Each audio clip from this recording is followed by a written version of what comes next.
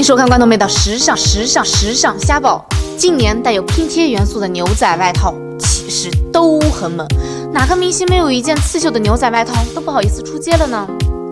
看看时尚达人腿上潮到能拧出水的上万元的流苏牛仔裤，再看看沾了蕾哈娜脚丫子的光被炒到了2000的毛绒拖鞋，本妹子表示很想要，超想要，非常想要。但是我的命只能吃土。